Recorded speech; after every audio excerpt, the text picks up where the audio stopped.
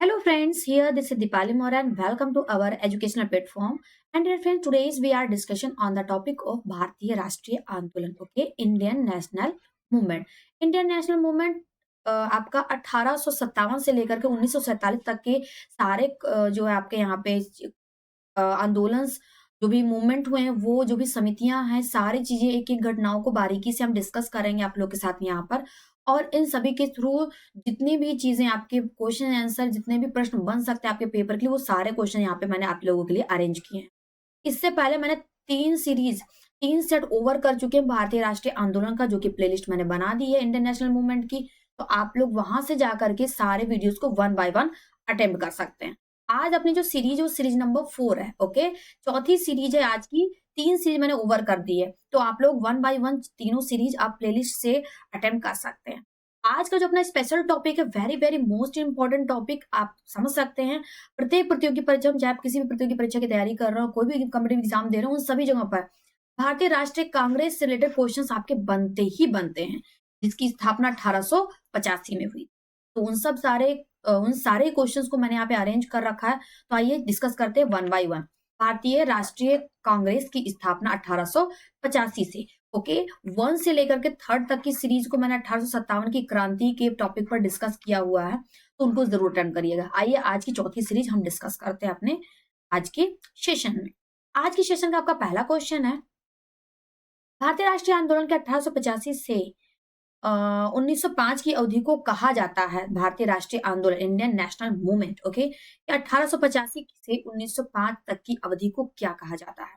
उदारवादी चरण, ए, उग्रवादी चरण, गांधी युग, इनमें से कोई नहीं। तो क्या होगा यहाँ पे आपका करेक्ट आंसर? आइए वन बाय वन चेक कर।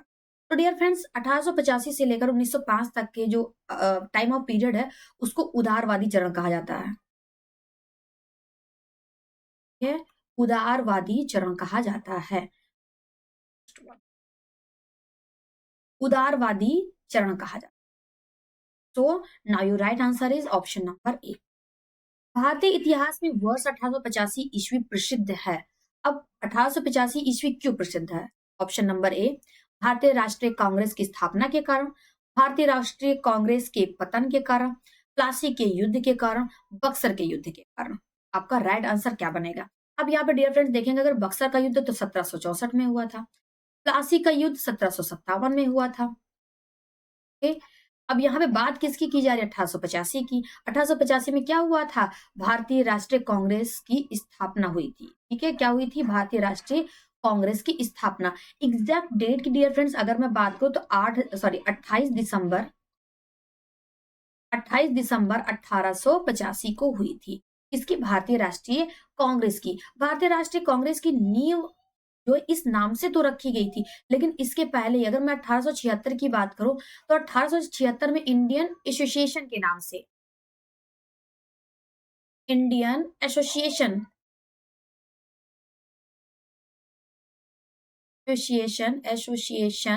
के नाम से इसकी जो है इसकी आधारशिला रख दी गई थी, जिसका बाद में 1876 में ये इंडियन एसोसिएशन के नाम से चल रही थी, जिसका बाद में 28 दिसंबर 1885 को इसका नाम बदल करके भारतीय राष्ट्रीय कांग्रेस, मतलब इसमें काफी चीजें और इंक्लूड करके इसको भारतीय राष्ट्रीय कांग्रेस के नाम से नए तौर पर स्थापित किया।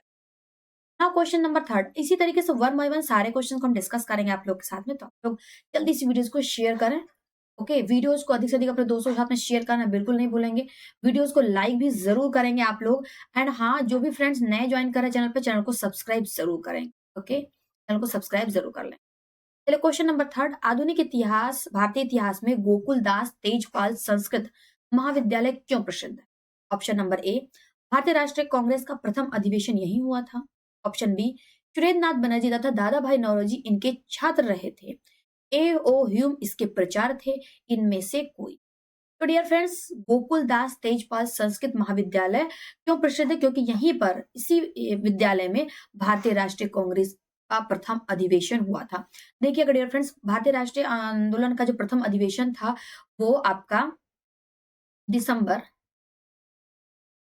अब 28 दिसंबर 1885 को कहाँ होना प्रस्तावित था? पुणे में प्रस्तावित था, लेकिन पुणे में उस समय फैल गया था प्लेग, प्लेग बीमारी फैल गई थी पुणे में, जिसकी वजह से इसको पोस्टपोन करके कहाँ हुआ? यह अधिवेशन मुंबई में हुआ। तो मुंबई में कहाँ पर? गोकुल दास तेजपाल संस्कृत महाविद्यालय में इस अधिवेशन को पूर्ण कराया गया। नाउ नेक्स्ट, 1885 से 1905 के काल के भारतीय राष्ट्रीय आंदोलन में उदारवादी नेताओं का प्रभुत्व था। उनके आंदोलन का मुख्य ढंग क्या था? प्रतिगामी राष्ट्रवाद, संवैधानिक आंदोलन, सैद्धांतिक प्रजातंत्रीकरण, इनमें से कोई नहीं। तो 4 नंबर क्वेश्चन में अगर देखें तो संवैधानिक आंदोलन था ये क्या था? एक प्रकार से संवैधानिक आंदोलन था। भारतीय राष्ट्रीय आंदोलन के जितने भी प्रमुख व्यक्ति थे, उन सभी व्यक्तियों का 78 व्यक्ति शामिल थे, होप सो। इन 78 सारे व्यक्तियों का क्या कहना था? इन सारे व्यक्तियों का क्या उद्देश्य था? कि भारत को स्वतंत्रता दिलाना। ठीक है, अंग्रेजों का जो प्रभुत्व था अपने भारत पर, उसको क्या करना? कम करना। यही एक मेन उद्देश्य था। इसी को लेकर के इन्होंने क्या किया था? ये आंदोलन इस आंदोलन की शुरुआत की थी और इसी को क्या किया था इन्होंने? इसी के लिए भारतीय राष्ट्रीय कांग्रेस की स्थापना की। भारतीय राष्ट्रीय कांग्रेस की स्थापना का भी इनका एक मेन उद्देश्य यही था क्या? कि भारतीय जो भी हैं अपने भारत में, भारतीय लोग, उन पर जो अंग्रेजी सत्ता जो हुकूमत कर रही थी, उनके प्रभाव को क्या कर देना? कम कर देना। राइट? तो यहाँ पे आपका करेक्ट आंसर 4 नंबर क्वेश्चन में हो जाएगा, ऑप्शन नंबर बी। बढ़ते अपने अगले क्वेश्चन पे, क्वेश्चन नंबर 5। भारतीय राष्ट्रीय कांग्रेस की पहली बैठक किस शहर में हुई थी? कलकत्ता, बंबई, अहमदाबाद या फिर इलाहाबाद? जैसे कि मैंने अभी आपको बताया कि ये जो बैठक थी भारतीय राष्ट्रीय कांग्रेस की 28 दिसंबर 1885 की, ये आपकी पुणे में प्रस्तावित थी। लेकिन उस समय पुणे में एक महामारी प्लेग जो थी वो फैल गई थी, जिसके कारण इसको पोस्टपोन करके इसको बंबई में, ठीक है, तत्कालीन मुंबई में इसको कराया गया था। ऑप्शन नंबर यहाँ पे आपका बी करेक्ट होगा। Now next questions. निम्नलिखित कांग्रेसी नेताओं में से किसको भारत का महान वृद्ध व्यक्ति, grand old man of India कहा जाता है? महात्मा गांधी को, बाल गंगाधर तिलक को, दादा भाई नौरोजी को, मदन मोहन मालवीय को? तो किसे कहा जाता है dear friends?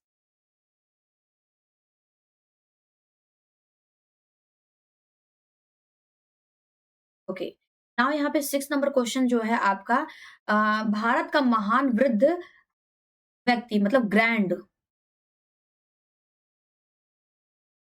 Old man of India कहा जाता है किसको? दादा भाई नौरोजी को। So your right answer will be option number C. Correct. Now next question is, किस गवर्नर जनरल के कार्यकाल के दौरान भारतीय राष्ट्रीय कांग्रेस बनी थी? Lord Ripon, Lord William Bentinck, Lord Dufferin, Lord Curzon? So your right answer will be option number C. Indian National Congress की स्थापना को लॉर्ड डफरिन के दिमाग की उपज मानी जाती है। ठीक है, सो किस गवर्नर जनरल के कार्यकाल में हुई थी? तो लॉर्ड डफरिन के कार्यकाल में हुई थी। तो इसको डफरिन के दिमाग की उपज मानी जाती है। ठीक है, नेक्स्ट क्वेश्चन पे चले। Now question number 8। भारतीय विश्वविद्यालय अधिनियम 1904 किस वायसराय के काल में पारित किया गया? Lord Lytton, Lord Curzon, Lord Ripon and Lord Hardinge? What is the right answer? तो क्वेश्चन नंबर 8 आपका जाएगा, देखिएगा 1905, आप इसको रिलेट कर सकते हैं। 1905 में क्या हुआ था? बंगाल विभाजन हुआ था। बंगाल विभाजन के समय जो वायसराय कौन था? लॉर्ड कर्जन था। तो 4 और 5 इससे रिलेट करता हुआ वही आपका ऑप्शन हो जाएगा, Lord Curzon. Hope so you understood that. आपको समझ में आ रहे हैं यहाँ पे कंटेंट? तो जल्दी से वीडियोस को लाइक करें और शेयर जरूर करें। अधिक से अधिक अपने दोस्तों को शेयर करके वीडियोस के साथ में लोगों को जरूर जोड़ें। Now question number 9। भारतीय सिविल सेवा आईसीएस में चुने गए पहले भारतीय का नाम क्या था? Satyendranath Tagore, Sarojini Naidu, Lala Lajpat Rai and C R दास? तो यहाँ पे इन भारतीय सिविल सेवा के चुने गए पहले भारतीय का क्या नाम था? सत्येंद्रनाथ टैगोर था। Satyendranath Tagore, option number A यहाँ पे आपका करेक्ट हो जाएगा। इंडियन नेशनल कांग्रेस के संस्थापक कौन थे? व्योमेश चंद्र बनर्जी थे, या माइकल ह्यूम थे, एलन ऑक्टेवियन ह्यूम थे, या महात्मा गांधी थे? तो अगर यहाँ पे बात की जाए तो 28 दिसंबर को किसने किया था? एलन ऑक्टेवियन ह्यूम ने। कब किया था? 28 दिसंबर को 1885 को किसने किया था? एओ ह्यूम के द्वारा इंडियन नेशनल कांग्रेस की नींव रखी गई थी। ये एक रिटायर्ड या अवकाश प्राप्त सिविल सेवक थे। कौन? एओ ह्यूम, और इन्होंने 28 दिसंबर 1885 को इसकी स्थापना करने का श्रेय इन्हें जाता है। ठीक है। Now next, hermit of Shimla किसे कहा जाता है? जॉर्ज यूल को, विलियम वेड- वेडरबर्न बर्न को, एओ ह्यूम को, एंड रविन्द्रनाथ टैगोर को। चलेंगे बताएंगे यहाँ पे 11 number question. So 11 number question, hermit of Shimla, hermit of Shimla, so AO Hume, AO Hume. Right answer आपका option number C. Now next, वह कौन सा प्रथम भारतीय था जो ब्रिटिश संसद के लिए निर्वाचित हुआ था? मतलब कौन सा पहला भारतीय था जो ब्रिटिश संसद के लिए क्या किया गया था, निर्वाचित किया गया था? एस एन बनर्जी, जी के गोखले, दैट मीन्स भाई बालकृष्ण गोखले, दादा भाई नौरोजी, एंड फिरोज शाह मेहता। तो यहाँ पे आपका कौन था? वही grand old man, Dadabhai Naoroji. So your right answer will be option number C. Now next, a nation in the making नामक पुस्तक किसने लिखी थी? A nation in in the making नामक पुस्तक किसने लिखी थी? दीन बंधु मित्रा ने, बाल गंगाधर तिलक ने, सुरेंद्र नाथ बनर्जी ने, सुभाष चंद्र बोस ने। तो 13 नंबर का यहाँ पे आपका क्या हो जाएगा? ये पुस्तक लिखी थी सुरेंद्र नाथ बोस ने लिखी थी। Okay, now next question. 14 number question है, भारतीय राष्ट्रीय कांग्रेस का प्रथम अधिवेशन वही मुंबई में हुआ था। लगभग आखिरी समय पर पूना से बंबई स्थानांतरित किया गया था। ओके, क्योंकि ऑप्शन नंबर ए यहाँ पे आपका कहता है बंबई प्रेसिडेंसी संघ के नेतागण कांग्रेस के प्रथम अधिवेशन के पूना में संपन्न होने के विरोधी थे। पूना में विरोधी होने के विरोधी थे? नहीं, अभी मैंने आपको रीजन स्टार्टिंग में बताया था, ये तो रीजन था नहीं। ओके, बंबई के गवर्नर कांग्रेस के प्रथम अध्यक्ष बनने के लिए एओ ह्यूम के सुझाव से सहमत थे। तो ऐसा भी नहीं था, ये कोई कोई रीजन नहीं था, मतलब कि जो अधिवेशन था वो पुणे से बंबई ट्रांसफर किया गया था। सी ऑप्शन है, प्रेसिडेंसी की राजधानी होने के कारण बंबई अधिवेशन में अधिक ध्यान आकर्षित करने में सहायक होता था। तो ध्यान आकर्षित करने का ऐसा कोई रीजन भी नहीं था। पूनम में हैजा फैला था, मैंने आपको बताया था, प्लेग हैजा फैलने के कारण संयोजक कांग्रेस के प्रथम अधिवेशन का स्थान पूना से बंबई बदलने के लिए क्या हो गए थे? विवश हो गए थे। ओके, बंबई बदलने के लिए क्या हो गए थे? विवश हो गए थे। आप यहाँ पे देख सकते हैं, आपका जो टी नंबर ऑप्शन है ये आपका यहाँ पे एकदम करेक्ट बैठता है। ठीक है, ओके, चलेंगे। सो होप सो यहाँ पे आप लोग को कॉन्सेप्ट समझ में आया कि भारतीय राष्ट्रीय कांग्रेस को पुणे से मुंबई ट्रांसफर करने का क्या रीजन था। रीजन आपका सीधा सा यही था कि पुणे में प्लेग रोग फैल गया था, जिसके लिए क्या किया गया, इस अधिवेशन को मुंबई में ट्रांसफर किया गया था। Okay, so now next question is, निम्नलिखित कथनों पर विचार कीजिए। दादा भाई नौरोजी के लिए यहाँ पे बात की जा रही है। 3 बार राष्ट्रीय कांग्रेस के अध्यक्ष चुने गए। Okay, poverty and arbitrage rule in India, okay, नामक पुस्तक की रचना की थी। नेशनल सोशल कॉन्फ्रेंस की स्थापना की। इन कथनों में से कौन सा कथन सही है? केवल एक, बी कहता है एक और दो दोनों, दो और तीन, केवल तीन। तो यहाँ पे करेक्ट आंसर क्या बनेगा? चलेंगे, तो यहाँ पे 3 बार ये कांग्रेस के अध्यक्ष चुने गए, बिल्कुल सही बात है। Poverty and un British rule in India, ये भी इन्हीं की ही पुस्तक है। नेशनल सोशल कॉन्फ्रेंस की स्थापना की, नहीं, इन्होंने इसकी स्थापना नहीं की थी। तो इसके according one and two, that means option number B यहाँ पे आपका करेक्ट होगा। होप सो चीज आपको कॉन्सेप्ट क्लियर हो रही है। सारी चीजें मैं आपको एक पेज में भी एक्सप्लेन कर सकती थी, लेकिन मैंने यहाँ पे वन बाय वन मैंने क्वेश्चन के फॉर्मेट में आप लोगों के लिए अरेंज किया है, ताकि आप यहाँ पे अच्छे तरीके से समझ पाए। ओके, क्वेश्चन के थ्रू आप सॉल्व कर रहे हैं, तो चीजें आपके माइंड मेकअप में वन बाय वन सेट हो जा रही है। मतलब क्वेश्चन किस मॉडल में पूछे जाएंगे, क्वेश्चन कैसे बनेंगे, ये सभी भी सारी चीजें आपके कॉन्सेप्ट क्लियर हो जा रहे हैं। ठीक है, चलिए now next question, question number 16। 19वीं सदी के अंतिम चतुर्थार्ध में वह कौन सा तत्व था जिसने भारत में एक समान राष्ट्र दृष्टिकोण के उत्थान में एक महत्वपूर्ण भूमिका निभाई थी? तो ए ऑप्शन, देश का प्रशासनिक एवं आर्थिक एकीकरण, पाश्चात्य विचार एवं शिक्षा, प्रेस एवं साहित्य की भूमिका एवं भारतीय अतीत का पुनर्वेशन, उपयुक्त सभी। तो 16 नंबर में यहाँ पे अगर 19वीं सदी के चतुर्थार्ध की बात मतलब 19वीं सदी के आखिरी लास्ट मोमेंट की बात की जाए, वही लास्ट मोमेंट कौन सा है आपका 1885 से लेकर के आपका 1900 तक का पीरियड, जो टाइम ऑफ पीरियड यही आपका चतुर्थार्ध कहलाता है, जिसमें भारत में एक राष्ट्रीय दृष्टिकोण के उत्थान में एक महत्वपूर्ण भूमिका निभाई थी। तो इसमें आपका देश का प्रशासनिक और राष्ट्रीय एकीकरण भी था। पाश्चात्य जो शिक्षा पद्धति थी, जो विचारधारा थी वो भी थी यहाँ पे, एंड प्रेस एंड साहित्य की भूमिका तथा भारतीय अतीत का पुनर्जवेक्षण है। तो ये भी आपका यहाँ पे मायने रखता है। तो इस हिसाब से यहाँ पे आपका D option all of the above, okay, all. Now next question 17। 1885 में भारतीय राष्ट्रीय कांग्रेस की स्थापना के पीछे कुछ तत्कालिक कारण थे। मैंने आपको 1857 की जब क्रांति मैंने बताई थी, तो वहां पर मैंने आपको 1857 की क्रांति के तत्कालिक कारण, आर्थिक कारण, सैन्य कारण, धार्मिक कारण और आर्थिक कारण, सारे कारण मैंने आपको वन बाय वन समझाए थे। तो इंडियन नेशनल मूवमेंट का आपका पहला और दूसरा और तीसरा, ये तीनों वीडियो देखना बिल्कुल नहीं भूलेंगे।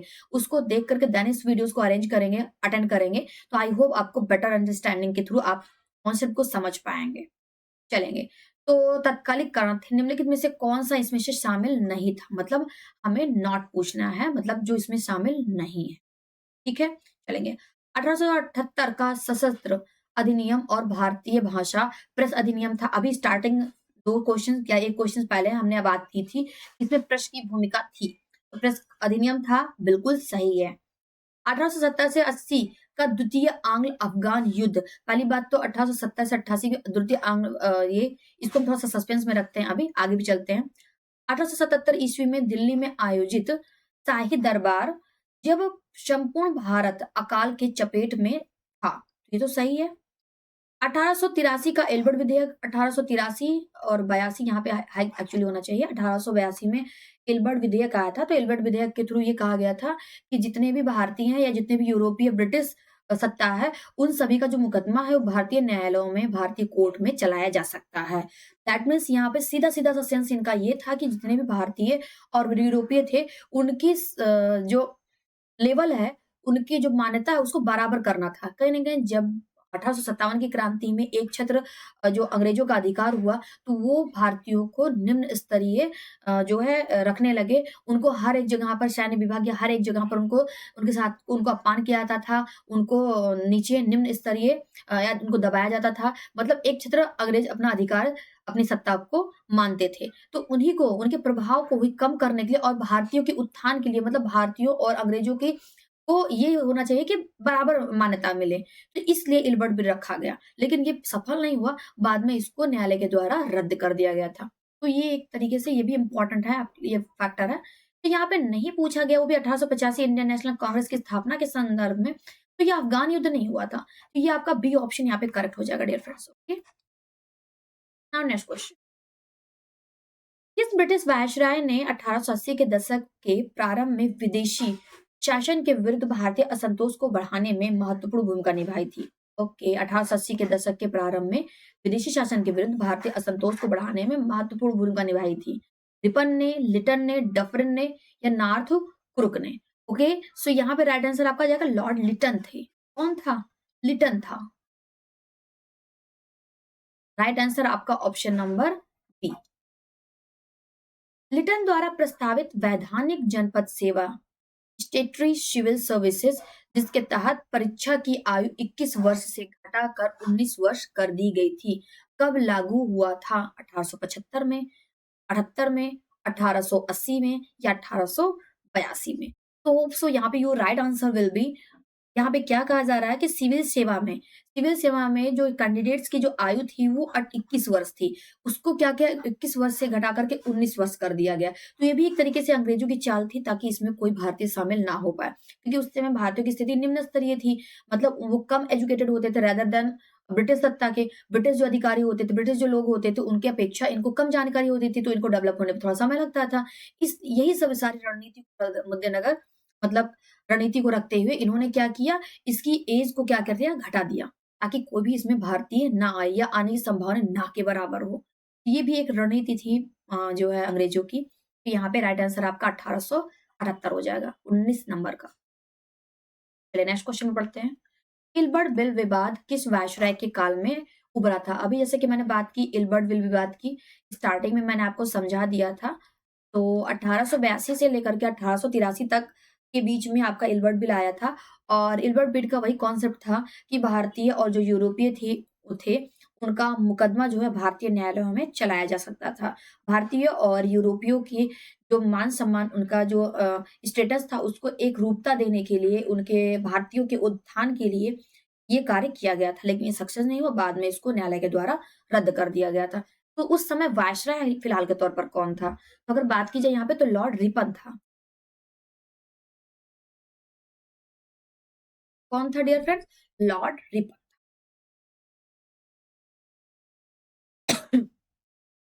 भारतीय संघ इंडियन एसोसिएशन के संस्थापक कौन थे? दादा भाई नौरोजी, बाल गंगाधर तिलक, ए.ओ. ह्यूम या सुरेंद्र नाथ बनर्जी? तो यहाँ पे डियर फ्रेंड्स अगर बात की जाए तो भारतीय संघ इंडियन एसोसिएशन की स्थापना कब हुई थी? 1876 में। यही 1876 का इंडियन एसोसिएशन जो था जिसकी स्थापना सुरेंद्र नाथ बनर्जी जी ने की थी, यही आगे चलकर 1885 में इसमें और भी कई सारी चीज़ों को इंक्लूड करके 1885 में इसमें कई सारी चीज़ों को इंक्लूड करके 78 व्यक्तियों के द्वारा साथ में मिल करके एक एक वो जो था आपका संस्था थी उसकी स्थापना की गई जो थी आपका इंडियन नेशनल कांग्रेस, ठीक? उसकी स्थापना की गई और वो डेट कौन-सी थी? 28 दिसंबर को। कहाँ हुई थी? वहीं आपकी पुणे में प्रस्तावित था लेकिन वहाँ पर महामारी फैली थी जिसकी वजह से इसको पोस्टपोन करके इसको मुंबई में कराया गया था। गोपाल कृष्ण तेजपाल संस्कृत महाविद्यालय में। ठीक है? कॉन्सेप्ट क्लियर है? तो भारतीय राष्ट्रीय कांग्रेस का ओरिजिन कहाँ से हुआ था? कि ये पहले ही हो गया था। कब? 1876 में ही इंडियन एसोसिएशन। 22 number question. भारतीय राष्ट्रीय कांग्रेस की अध्यक्षता किसने की थी? गणेश अगरकर ने की थी, बाल गंगाधर तिलक ने की थी, दादा भाई नौरोजी ने की थी एंड फिरोज शाह मेहता ने की थी। किसने किया था डियर फ्रेंड? तो यहाँ पे आपके दादा भाई नौरोजी ने इसकी अध्यक्षता की। भारतीय राष्ट्रीय कांग्रेस में निम्न में से किसको नरम दलीय नेता के तौर पर नहीं जाना जाता था? भारतीय राष्ट्रीय कांग्रेस में 2 दल थे। एक तो था आपका नरम दल, एक तो था आपका गरम दल। ठीक है? तो यहाँ पे नरम दलीय नेताओं में कौन शामिल नहीं था दैट मीन्स कौन गरम दल में था? बाल गंगाधर तिलक, दादा भाई नौरोजी, एम.जी. रानाडे, गोपाल कृष्ण गोखले। तो डियर फ्रेंड्स यहाँ पे अगर बात की जाए तो बाल गंगाधर तिलक जी जो थे वो नरम दलीय नेताओं में शामिल नहीं थे। ओके?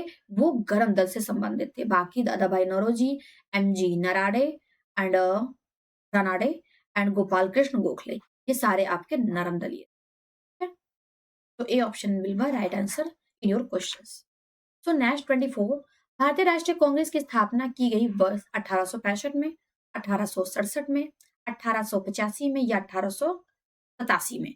तो इंडियन नेशनल कांग्रेस की स्थापना कब हुई थी? ये तो क्वेश्चन बताने का ही नहीं है। आप लोग कमेंट करके बताएंगे। आप लोग कमेंट करके बताएंगे कौन? 1885 में।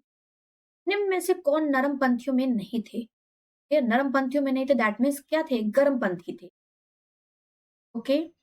कृष्ण गोखले, बाल गंगाधर तिलक, आर.सी. दत्त एंड डब्ल्यू.सी. बनर्जी। तो यहाँ पे आपका करेक्ट आंसर जो हो जाएगा वो बाल गंगाधर तिलक हो जाएगा।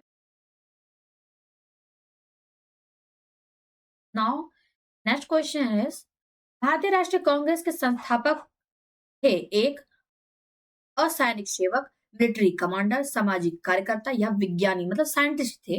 तो कौन था ये? असैनिक सेवक थे मतलब मैंने आपको स्टार्टिंग में बताया था क्या थे? ए.ओ. ह्यूम जो थे वो अवकाश प्राप्त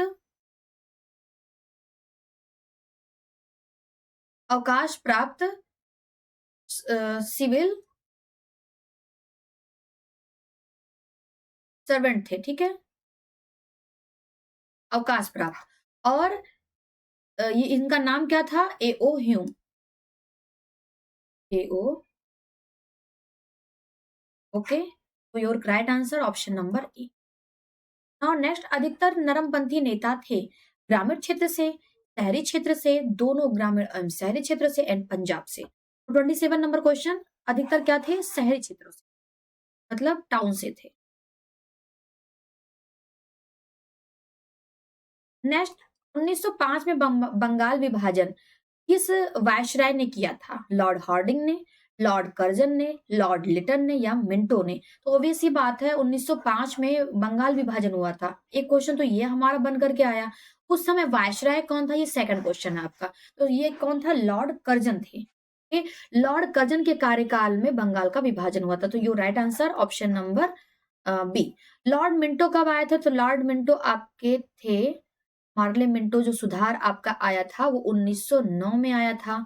लॉर्ड हार्डिंग 1911 में थे, जब दिल्ली दरबार लगा हुआ था और दिल्ली वो भारत की राजधानी को कलकत्ता से दिल्ली ट्रांसफर किया गया था। तो ये सारी चीजें इनके कार्यकाल में हुई थी। 29 निम्नलिखित को उनके संगठन के आधार पर क्रमवार सजाइए। ओके, मतलब संगठन के आधार पर, दैट मीन्स उनके क्रम से। सबसे पहले किसकी स्थापना हुई, फिर किसकी हुई, फिर किसकी हुई।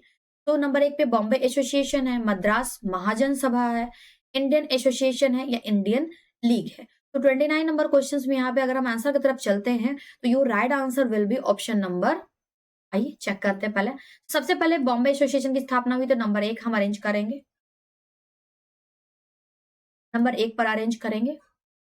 फिर उसके बाद अगर देखते हैं तो यस, इंडियन एसोसिएशन की स्थापना हुई थी जो कि 1900 आपका 76 में था, तो 3 नंबर हम अरेंज करेंगे। तो इस तरीके से अगर 2 को अगर आप देख लेंगे तो आप एलिमिनेट करके सी ऑप्शन आपका सही हो जाता है। फिर 4 आएगा और फिर 2 आएगा। इस तरीके से यहाँ पे आपका correct answer option number C बनेगा। भारतीय राष्ट्रीय कांग्रेस का प्रथम मुस्लिम प्रेसिडेंट था? अबुल कलाम आजाद था, रफी अहमद किदवई थे, एम.ए. अंसारी थे या बदरुद्दीन तैयब जी थे? कौन थे? तो 30 नंबर क्वेश्चन में अगर चलेंगे तो राइट आंसर यहाँ पे आपका आ जाएगा मुस्लिम, सबसे पहले सर्वप्रथम मुस्लिम 1888 में। 1885 में इसकी स्थापना हुई थी और 1888 में बदरुद्दीन तैयब जी को इसकी अध्यक्षता करने के लिए जो है चुना गया था। तो राइट आंसर आपका ऑप्शन नंबर डी होगा यहाँ पे। तो ये था आज तक का सेशन कैसा लगा आप लोग कमेंट करके हमें ज़रूर बताइएगा। और आप सभी फ्रेंड्स से रिक्वेस्ट है कि सभी के सभी फ्रेंड्स वीडियोस को लाइक एंड शेयर करना बिल्कुल नहीं भूलेंगे। प्यारा सा लाइक करेंगे एंड प्यारा सा कमेंट करके ज़रूर बताएँगे क्लासेस आपको कैसी लग रही हैं एंड क्लास के रिगार्डिंग जो भी इन्फॉर्मेशन, जो भी सजेशन आप चाहते हो वो भी कमेंट करके हमें ज़रूर बताइएगा।